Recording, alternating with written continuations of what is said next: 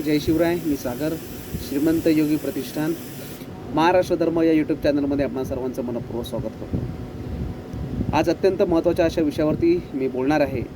आपणा सर्वांनाच माहिती आहे की देशाच्या न्यायमूर्तींनी ज्यावेळेस देशातील बेरोजगार तरुणांना झुरळ म्हणजे कॉक्रोच असं हिणवल्याच्या नंतर सोशल मीडियाच्या माध्यमातून कॉक्रोच जनता पार्टी या तरुणांच्या चळवळीनं जन्म घेतला आणि अगदी कमी कालावधीमध्ये देशातील असंख्य तरुण या कॉक्रोच जनता पार्टीचे सदस्य झाले आणि त्याच कॉक्रोच जनता पार्टीच्या माध्यमातून येणाऱ्या 6 तारखेला 6 जूनला एक देशामध्ये दिल्लीमध्ये आंदोलन करणार आहेत. असंख्य तरुण या आंदोलनामध्ये सहभागी होतील, कारण सरकारच्याबद्दल जनतेच्या मनामध्ये तीव्र असंतोषाची भावना आहे, हे आपण नाकारू शकत नाही. आज सरकारच्या चुकीच्या धोरणांमुळे देशातील जनता जे भोगत आहे हे खरंच दुर्दैवी आहे. इराण इस्रायलच्या युद्धामध्ये भारत देशातील जनता जर भरडली जात असेल सरकारच्या चुकीच्या निर्णयांमुळे, तर असंतोष असणारच आहे.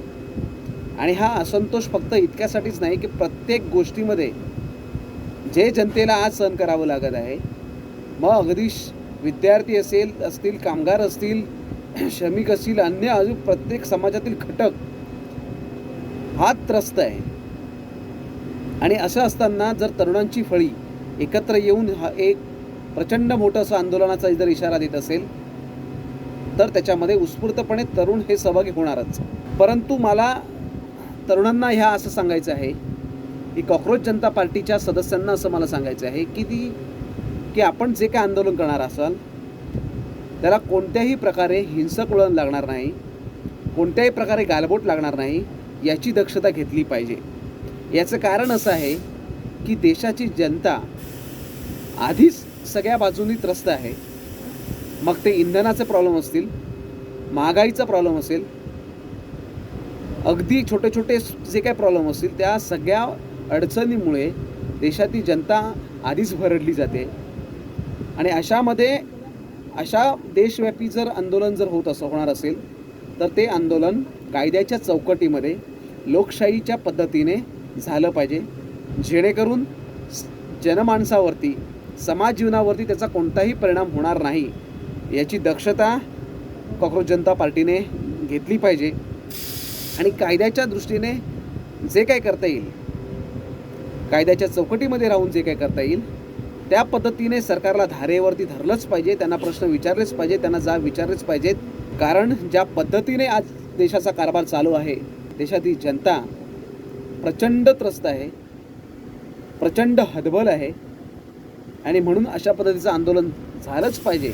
परंतु ते करत असताना समाज जीवनावरती त्याचा कोणताही वाईट परिणाम होणार नाही, याची काळजी आपण घेतली पाहिजे.